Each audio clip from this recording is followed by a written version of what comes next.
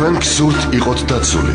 ჩვენ გირჩევთ რა არის ამისთვის საჭირო. ჩვენ ვსაუბრობთ კანონზე. ყოველ ოთხშაბათს 13 საათსა და 10 წუთზე ეთერში კანონის დროა.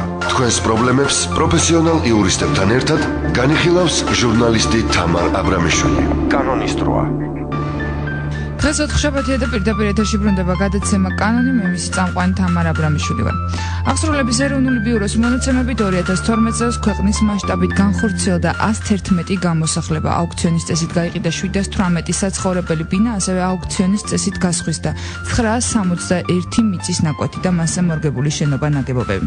მოსახლეობა დაზარალდა როგორც კერძო იპოთეკარებთან, ბანკებთან თუ მიკროსაფინანსო ორგანიზაციებთან ქონების უზრუნველყოფით გაფორმებული ხელშეკრულებით.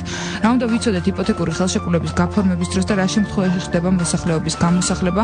ამ თემაზე დღეს ჩვენ გადაცემის სტუმართან იურიდიული კომპანია ცინცაძე და კომპანიის იურისტთან ვისაუბრებთ. ჩვენი სტუმარია მაია ზოიძე.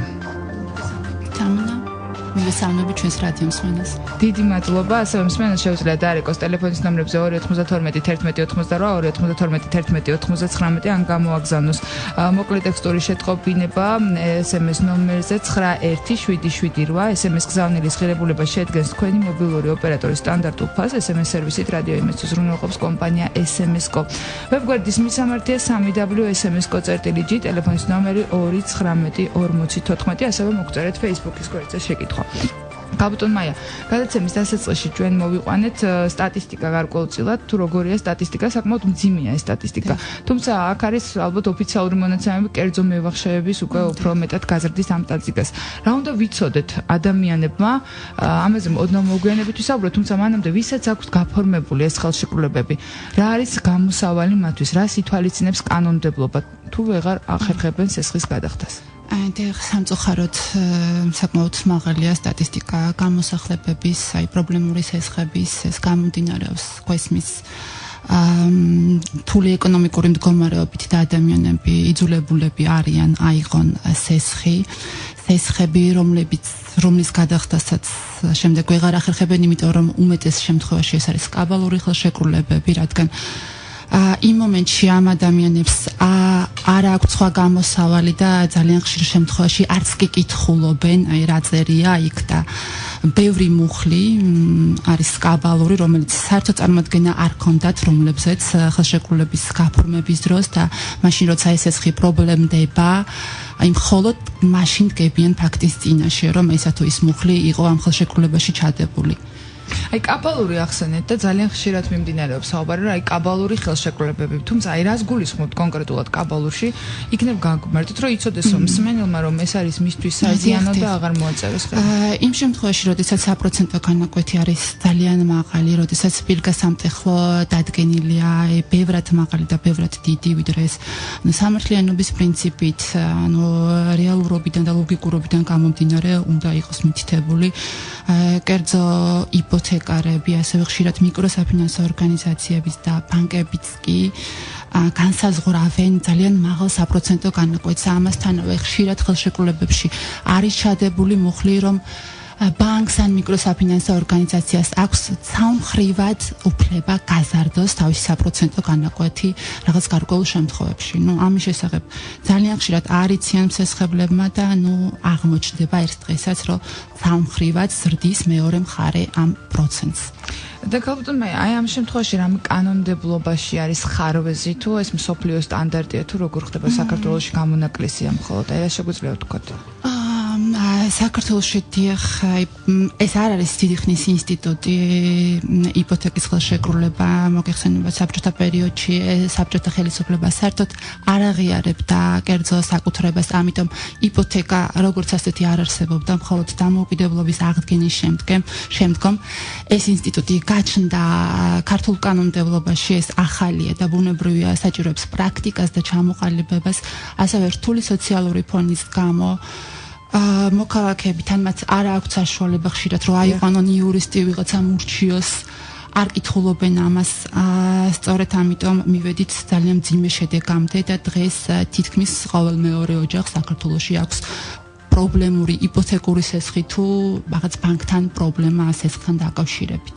აღსრულების ბიუროს კონტროლი აქვს მნიშვნელოვანი, ანუ რა ვადები არსებობს, რა შემთხვევაში ერთვება აღსრულების ბიურო და რა შემთხვევაში იყიდება ზოგადად კერძო საკუთრება, რომელიც ჩადებული იყო იპოთეკით. დიხან სამოქალაქო კოდექსში განსაზღვრულია იმ შემთხვევაში თუ პოპულარული ენით რო ვთქვათ სესხი გაპრობლემდა, შესაძლებელი ანუ მხარეები შეთანხმდნენ როგორ მოახერხონ ამ პრობლემის გადაწყვეტა შეიძლება დანიშნონ სპეციალისტი, რომელიც ჩაატარებს აუქციონს, ეს ხდება ერთობლივი შეთანხმებით, თუმცა პრაქტიკაში უფრო ხშირია იძულებითი ამოღება ამ სესხის, რაც გულისხმობს რომ სასამართლო ადგენს უძრავი ნივთის რეალიზაციის ფორმას, ამის შესახებ მიიღება გადაწყვეტილება, ასევე ნოტარიუსებს აქვთ უფლება გასცენ საახსრულებო ფურცელი. ოღონდ ამის შესახებ უნდა იყოს თავიდანვე ხელშეკრულებაში მითითებული და ეს ხელშეკრულება იპოთეკის უნდა იყოს ნოტარიუსთან გაფორმებული. გაპრობლემების შემთხვევაში ნოტარიუსი ან სასამართლო გასცემს საახსრულებო ფურცელს, რომლითაც უკვე აღსრულების ეროვნულ ბიუროს ან კერძო აღმასრულებელს შეუძლია დაიწყოს იძულებითი აღსრულება. ანუ კაბუტუმე ასევე არის ვადები, თუ არ ვცდები, ანუ რა შეიძლება მოითხოვოს იმ შემთხვევაში თუ პრობლემატური გახდა ესა თუ ის სესხი, რა შეიძლება მოითხოვოს აღსრულების ბიუროსგან მოქალაქემ, რისი უფლება აქვს მას? ანუ კრედიტორის განცხადების საფუძველზე საახსრულებო ბიურო იწყებს საახსრულებო წარმოებას და საახსრულებო წარმოებთა შესახებ კანონში არის დადგენილი ვადები, აქ არის ერთ-ერთი ასეთი მუხლი, რომ უძრავ ქონებაზე ყადაღის დადებიდან ერთი თვის ვადაში, ანუ საახსრულებო ბიურო ვალდებულია ჩაატაროს აუქციონი. თუმცა ასევე კრედიტორის განცხადებით ერთჯერადად 3 თვის ვადით შეიძლება გადაიდოს აუქციონის ჩატარება. ან შეიძლება კრედიტორისავე თანხმობით განწილვადდეს, ანუ რაღაც დროის მანძილზე ეტაპობრივად დაიფაროს ეს სესხი, ну თუ რა თქმა უნდა კრედიტორი. პრაქტიკაში რამდენად ხშირად ხდება ეს? იცით რა, კრედიტორებს როგორც წესი ურჩევნიათ, რომ დროულად დაიფაროს მათი ვალდებულება და საკმაოდ იშვიათად მიდიან ამ ნაბიჯზე და ну სწრაფად ურჩევნიათ. გადაცემაში რეკლამის დრო, რეკლამის შემდეგ დავბრუნდებით პირდაპირ ეთერში ჩვენი სტუმარია იურიდიული ფირმა ცინცაძე და კომპანიის იურისტი მაია ზოიძე, საუბრობთ იპოთეკურ ხელშეკრულებებთან დაკავშირებით, დაგველოდოთ რამდენიმე წუთში დავბრუნდებით. რა ვიცით კანონის შესახებ? როგორ დავიცვათ საკუთარი უფლებები და თავისუფლება? ბრუნდებით პირდაპირ ეთერში ჩვენი სტუმარია კიდევ ერთხელ შეგახსენებთ იურიდიული ფირმა ცინცაძე და კომპანიის იურისტი მაია ზოიძე. გალტუნ მაია, ჩვენ ვისაუბრეთ თუ რა ხდება იმ შემთხვევაში, როდესაც გაფორმებული აქვს უკვე ხელშეკრულება, როგორ მიმდინარეობს გამოსახლების პროცესი და რას ითვალისწინებს კანონმდებლობა. თუმცა ამ შემთხვევაში მინდა გკითხოთ ესეთი რაღაც, ბანკი ყველას აძლევს თითქმის იპოთეკურ სესხს. ამაზეც იყო საუბარი, რომ უნდა დაწესდეს გარკვეული შეზღუდვები. ვის მიეცეს იპოთეკური სესხი და ვის არ მიეცეს. ანუ როგორ უნდა მოხდეს აი ამ რისკების განსაზღვრა? რა არსებობს პრაქტიკაში, რა არსებობს აი მსოფლიოში და უშუალოდ თუ არსებობს რამ მაგალითი? როგორც წესი, ამას კანონმდებლობა ამაში არ ერევა და ბანკები თავადვე საკუთარი პასუხისმგებლობით განსაზღვრავენ. ეროვნული ბანკი დაუწესებს საკუთრებას. ეროვნული ბანკი აწესებს იმ საპროცენტო განაკვეთს, რომლის მიღმაც ზემოთ უკვე აღარ შეიძლება საპროცენტის დაკისრება, თუმცა იმაში ვის მისცემს კრედიტს ბანკი და ვის არა სახელმწიფო ბუნებრივია ვერ ჩაერევა, იმიტომ რომ ეს არის კერძო ხასიათის ურთიერთობა და მხარეები თავად განსაზღვრავენ, ანუ პირობებს, წესებს და მხარეებს. აბა როგორ უნდა მოხდეს აი დარეგულირება ამ ყველაფრის, რომ აი ყველამ არ მიიღოს, ანუ საუბარი მიმდინარეობდა ყოველ შემთხვევაში ამაზე, რომ რისკები იყოს სწორად განსაზღვრული ბანკების მხრიდან. ერთადერთი სახელმწიფო რაც შეიძლება გააკეთოს ამ მხრივ არის ის, რომ არ დაუშვას იმაზე მაღალი პროცენტის დაკისრება ამ სესხებლისათვის. ხოლო აი იმაში ნუ მხარები საერთოდ და ვის მისცემს კრედიტს სახელმწიფო და კანონმდებლობა ვერ ჩაერევა, იმიტომ რომ ეს ისე კიდევ ერთხელ ვიმეორებ კერძო ხასიათის ურთიერთობა.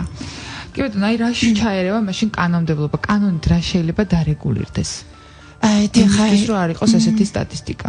დიახ, როგორც მოგახსენეთ, ეს არის აი მაღალი საპროცენტო განაკვეთის და პირგასამტეხლოს შეუსაბამო ოდენობაზე სახელმწიფო კონტროლი და ეს არსებობს კიდეც განსაზღვრულია, თუმცა მაინც როგორღაც ძირითადად კერძო გამსესხებლები, კერძო იპოთეკარები ახერხებენ და სარგებლობენ მეორე მხარეს არაინფორმირებულობით და გვაქვს ამ შემთხვევებთან ძალიან ხშირად ჯერ კიდევ აი შემთხვევა, როდესაც ძალიან მაღალია საპროცენტო განაკვეთი.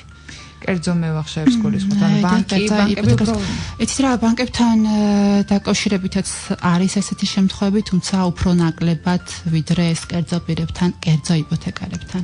აი უნდა გადაიხედოს თუ არა თქვენი აზრით, თქვენი იურისტები ძანდებით ალბათ არაერთხელ გქონიათ მსგავსი ფაქტი მოუმართავთ, რომ ასახლებენ ბინდან. უნდა გადაიხედოს თუ არა თვითონ გამოსახლების პარამეტრები, აი რა კრიტერიუმით ანუ უნდა მიიცეს თუ არა ვადა, გაიზარდოს თუ არა ვადა და აი რა მსგავსი რამე რეგულაცია თუ უნდა ამოქმედდეს. ბატონო, ამას არეგულირებს საახსრულებო წარმოებათა შესახებ კანონი და განსაზღვრავს ის აღმასრულებელი. თუმცა ჭირდება თუ არა აი ამ კანონს, რაც დღეს მოქმედებს, ჭირდება თუ რომელსაც ერთთვიანი ვადა აქვს, ჭირდება თუ არა გადახედვა და ქართულ რეალობაზე მორგება, იმიტომ რომ მასშტაბური პრობლემაა. მოგახსენებთ, მინდა გითხრათ, რომ სახელმწიფოში შექმნილია სპეციალური კომისია, რომელიც სწავლობს იპოთეკასთან დაკავშირებულ საკითხებს და პრობლემებს. დღეს განიხილება კანონ პროექტი დევს საკანონმდებლო მაცნეში ესეთი პროექტი, სადაც განსაზღვრულია რაღაც ცვლილებები, შეუძლია ყველას გაეცნოს ის რაც უნდა იქნეს შეტანილი საახსრულებო წარმოებათა შესახებ კანონში, კერძოდ ეს გახლავთ აი გეტყვით ძირითადი რაც არის ამ პროექტში ჩადებული. მოვალე შეუძლია ჩაატაროს წინსწრები აუქციონი, ამის უფლება მიეცემა იმ შემთხვევაში თუ ეს შევიდა ეს ცვლილება კანონში და აი მანამ სანამ აღსრულების ეროვნული ბიურო გაიტანს აუქციონზე მოვალეს თავისი ინიციატივით შეუძლია აი თვითონვე ჩაატაროს აუქციონი და ნუ არ მიიყვანოს საქმე იძულებით აუქციონამდე. ანუ ეს მას მისცემს საშუალებას რომ უფრო მეტად მომდებიან პირობებით გახდეს. დიახ, ანუ თავისი შეხედულების სამისთვის. ანუ 15 დღეა აღსრულების დაწყებიდან რაც მიუვა მას შეტყობინება 15 დღის მანძილზე მას შეუძლია მიმართოს აღსრულების ეროვნულ ბიუროს განცხადებით წინსწრები აუქციონის ჩატარების შესახებ. ასევე იგეგმება აქამდე არ იყოს აღსრულებო წარმოებათა შესახებ აუქციონის შესახებ ინფორმირება, ანუ მიდიოდა ერთხელ დავალიანების მოცულობის შესახებ წერილი და რა შედეგი მოყვებოდა ამას. ეხა ცვლილებებით შესაძლოა დადგინდეს, რომ აი აუქციონის დღის შესახებ გაფრთხილება გახდეს სავალდებულო. სანამ გავაგზავნებთ ამ თემაზე საუბარს თუ კიდევ რამე მნიშვნელოვანია მოსახლეობისთვის, მანამდე მოდით მსმენელია პირდაპირ ეთერში და მივცეთ მას საშუალება რომ დასვას შეკითხვა. გისმენთ თქვენ პირდაპირ ეთერში ხართ? ალო. გისმენთ პირდაპირ ეთერში ხართ დასვას? ესეთი შეკითხვა მეიქნება თქვენ მსვლელობას ეხება თუ არა, მაინც იურისტია. ენაცალე ხელშეკრულება არის გაფორმებული 5 წლით ადრე. 5 წლის წინათ. ესე იგი, აი ეს ამ ხანაგუბები თუ ვიღაცა როიღებდნენ ნაკვეთებს, სახლებს და აშენებდნენ მერე იქ შესახლებით. აი ეს ხელშეკრულება დაარღვია და არ შეასახლა. მაგალითად, მოქალაქე შეპირდა მეორეს ავაშენებდა მეორეში შეგასახლებო. არ დადგა 5 და 6 წელი მას საშველი. აი ეს აღარ უნდა იმას სხვისი დავალებით რეკავ. აღარ უნდა აღარც ის იმის იმშენებლობა აღარც ისა. ეს ნაკვეთის და ეს სახლიც ეკუთვნის იმას. ესე იგი, მაგრამ არ აშენებს, აი როგორ მოიქცეს, აღარ უნდა. როგორ გამოვიდეს ამ მდგომარეობიდან, რომ აღარც შენებლობას მისცეს და აღარც იმას ეს. აი თუ შეიძლება ერთი ორი. დიდი მადლობა შეკითხვისთვის. ჩვენ შევეცდებთ, თუმცა ჩვენი დღევანდელი თემა არ არის გარკვეულწილად ბინათ შენებლობასთან არის კავშირში.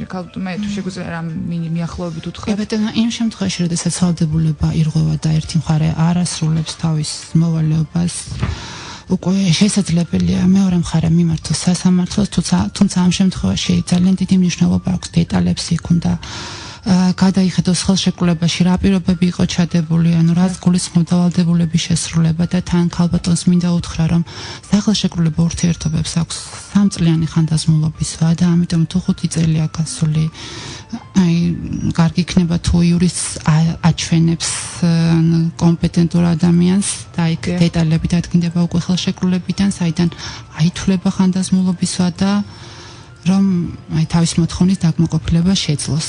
ამ შემთხვევაში უმჯობესია იურისტთან კონსულტაცია. ბუნებრივია, ჩვენთან მაგალითად პირველადი კონსულტაცია უფასოა და ქალბატონი თუ მობრძანდება, დიდი სიამოვნებით გავუწევთ დეტალურ კონსულტაციას. კი ბატონო, ჩვენ საუბრობთ საკანონმდებლო მაცნაში გამოქვეყნებულ დოკუმენტთან დაკავშირებით, თუ არის კიდევ რამ ისეთი მნიშვნელოვანი ცვლილება, რომელიც უნდა იცოდეს ადამიანმა?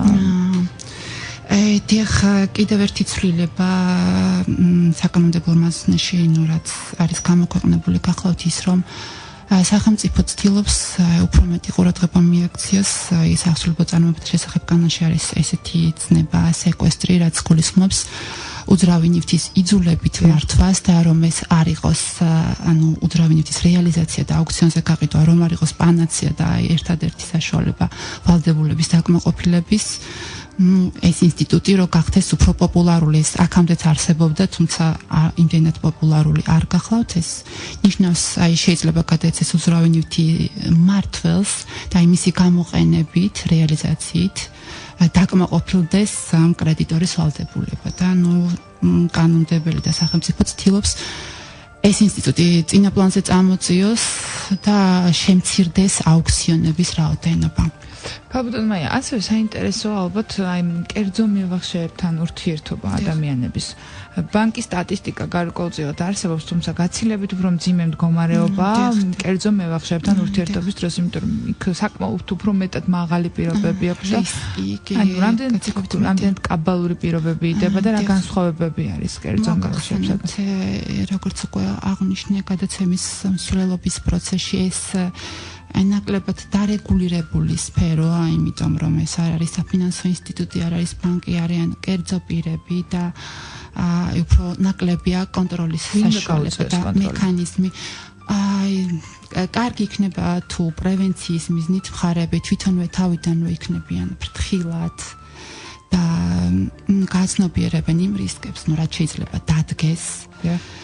ამისათვის პირველ რიგში რაც არის აუცილებელი, მაშინ როდესაც აწერენ ხელშეკრულებას, დაიკითხონ, აბსოლუტური უმრავლესობა, ვისაც მე შევხვედრი ვარ პრობლემურ სასხებთან დაკავშირებით და იპოთეკურ სასხებთან, ამბობს, რომ არ წაუკითხავს ხელშეკრულება, ანუ ეგ საუბარი ზედმეტია რაღაც იურისტის კონსულტაციაზე და ასე შემდეგ. და უბრალოდ წარმოდგენა არ აქვთ ბევრი იმ პუნქტზე ხელშეკრულების და ბევრ მუხლზე, რომელიც ჩადებულია ხელშეკრულებაში და იმ შემთხვევაში, როდესაც ცეცხლი პრობლემდება, აი, მხოლოდ შემდეგ დგებიან ფაქტის წინაშე. მაგალითად, საკმაოდ ხშირად არის ესეთი რომ მოგეხსენებათ, მაშინაც კი, როდესაც უძრავი ნივთის რეალიზაციიდან ამონაგები თანხა საკმარისი არ არის იპოთეკით უზრუნველყოფილი მოთხოვნის დასაფარავად, სამოქალაქო კანონმდებლობიდან ზოგად წესს ვიძახი, მაინც დაკმაყოფილებულად ითვლება ეს მოთხოვნა ზოგადი წესის მიხედვით. ანუ თუ ჩვენ გავყიდეთ სახლი, დავუშვათ 20,000-ად და ეს მოთხოვნა იყო 30,000, მოთხოვნა მაინც ჩაითვლება დაკმაყოფილებულად. თუმცა ძალიან ხშირად ხელშეკრულებებში კერძო იპოთეკარები თუ აი საფინანსო ორგანიზაციები, ბანკები დებენ მუხლს, რომ იმ შემთხვევაში თუ ვერ აკმაყოფილებს ამოღებული თანხა ამ მოთხოვნას, აი შემდეგ ვრცელდება სხვა ქონებაზე და მოვალეს რჩება, ანუ ცეცხლის გარკვეული რაოდენობა. როგორც წესი, ამის შესახებ ხელშეკრულებაზე ხელის მოწერის დროს მხარეებმა არ იციან და აღმოჩნდება იპოთეკის საგნის რეალიზაციის შემდგომ, რომ მათ ისევ დარჩა თვალი. გაბტუნია საკმაოდ მძიმე თემა, ქონება, რომელიც რამდენჯერ მეხდება მისი დატვირთვა იპოთეკით, ანუ სქემა, რომელიც აზარალებს მოქალაქეს. რა სქემაა ეს ზოგადად და როგორ ხდება? რა უნდა იცოდეს ადამიანმა თუნდაც იპოთეკით როდესაც ჩვენ ძირითადად საუბრობდით მოვალის პოზიციიდან, თუმცა შეიძლება მეორე მხარეც, ანუ კრედიტორი ის, ვინც თანხას ასესხებს, იყოს დაზარალებული ასეთ ურთიერთობაში, აი სწორედ ეს ის შემთხვევა, რაზეც თქვენ ბრძანებდით. მოგეხსენებათ იპოთეკარის მოთხოვნის ვალდებულების უზრუნველყოფის გარანტია, ანუ შენ როცა დებ შენს თანხას, ეს უძრავი ნივთი გაძლევს იმის გარანტიას, რომ შენი მოთხოვნა იქნება დაკმაყოფილებული. თუმცა არის შემთხვევები, როდესაც ეს შეუძლებელია, რადგან იპოთეკის ხელშეკრულების ძალაში შესვლა ხდება საჯარო რეესტრში რეგისტრაციის მომენტიდან. წერილზე პირად არ შეიძლება ამის დადება და იპოთეკა არ არსებობს, თუ ის არ არის რეგისტრირებული საჯარო რეესტრში. ასევე საქართველოს კანონმდებლობა იძლევა იმის საშუალებას, რომ უძრავი ნივთი რამოდენიმეჯერ იქნას დატვირთული იპოთეკით და ამ შემთხვევაში დგინდება რიგითობა, რომელიც განისაზღვრება საჯარო რეესტრში უფლების რეგისტრაციის რიგითობიდან, თარიღიდან. ისეთ შემთხვევებში, როდესაც რამოდენიმეჯერ არის იპოთეკით დატვირთული უძრავი ნივთი და მხარე არის მაგალითად მეოთხე, მეხუთე რიგის იპოთეკარი, ბუნებრივია პირველ რიგში კმაყოფილდება პირველი რიგის, მეორე რიგის, ანუ წინსწრები რიგის იპოთეკარები და შესაძლოა ამონაგებმა თანხამ უძრავი ნივთის გაყიდვის შედეგად არ დაფაროს ყველა ამ იპოთეკარის ვალდებულება და ამისათვის მაშინ, როდესაც ვაფორმებთ იპოთეკის ხელშეკრულებას, აუცილებლად უნდა მოვითხოვოთ განახლებული საჯარო რეესტრის ამონაწერი, სადაც არის ინფორმაცია დეტალური წინა რიგის სანივთო ვალდებულებების შესახებ და იმ შემთხვევაში, როდესაც არის სხვა იპოთეკები, ანუ მხარემ უნდა განსაზღვროს, მისი პირადი რისკია უკვე რეალიზაციის შემთხვევაში მის მოთხოვნას წინა იპოთეკების არსებობის პირობებში დაფარავს თუ არა ეს უძრავი ნივთი, უნდა გააცნობიეროს და მხოლოდ ამის შემდეგ მიიღოს გადაწყვეტილება. ანუ პრაქტიკაში ხშირად ხდება, რომ ამის შესახებ მხარეები არ არიან ინფორმირებულები, მეორე მხარე უმალავს ან წარმოადგენს ძველ ამონაწერს, სადაც არ არის მითითებული წინა რიგის იპოთეკარები და ანუ მხარე საბოლოოდ რჩება ხელცარიელი, იმიტომ რომ იმ თანხას რაც ჩადო ვერ იღებს, რადგან წინა რიგის იპოთეკარმა უკვე მოახდინა უძრავი ნივთის რეალიზაცია და თანხა აღარ დარჩა. ქალბატონო, მე გადაცემის დრო ამოიწურა და ბოლოს მინდა კითხო ძალიან მოკლედ რომ მიპასუხოთ, რა ეტაპზეა საკანონმდებლო მაცნაში გამოქვეყნებული ეს ცვლილებები? ეს გაიცნობის ეტაპზეა, მოსახლეობა რო გაიცნოს ამას, თუმცა შემდეგი ბედი არავინ არ იცის, მიიღებს პარლამენტი კანონის სახეს შევა ცვლილებები თუ არ შევა, ჯერჯერობით ეს მხოლოდ არის პროექტი. დიდი მადლობა მსმენელს, შევახსენებ, რომ ჩვენი დღევანდელი სტუმარი იყო იურიდიული ფირმა ცინცადა და კომპანიის იურისტი მაია ზოიძე, საუბრობდით იპოთეკურ სესხთან დაკავშირებით. დიდი მადლობა მოწვევისთვის. დაუბრუნდებით მომავალ ხშაბათს სხვა თემით და სხვა სტუმართან ერთად. დიდი მადლობა რომ გვისმენთ. თქვენ გსურთ იყოთ დაცული. ჩვენ გირჩევთ, რა არის ამისთვის საჭირო. ჩვენ საუბრობთ კანონზე. ყოველ ოთხშაბათს 13 საათსა და 10 წუთზე ეთერში კანონის დროა. თქვენს პრობლემებს პროფესიონალ იურისტებთან ერთად განიხილავს ჟურნალისტი თამარ აბრამიშვილი. კანონის დროა.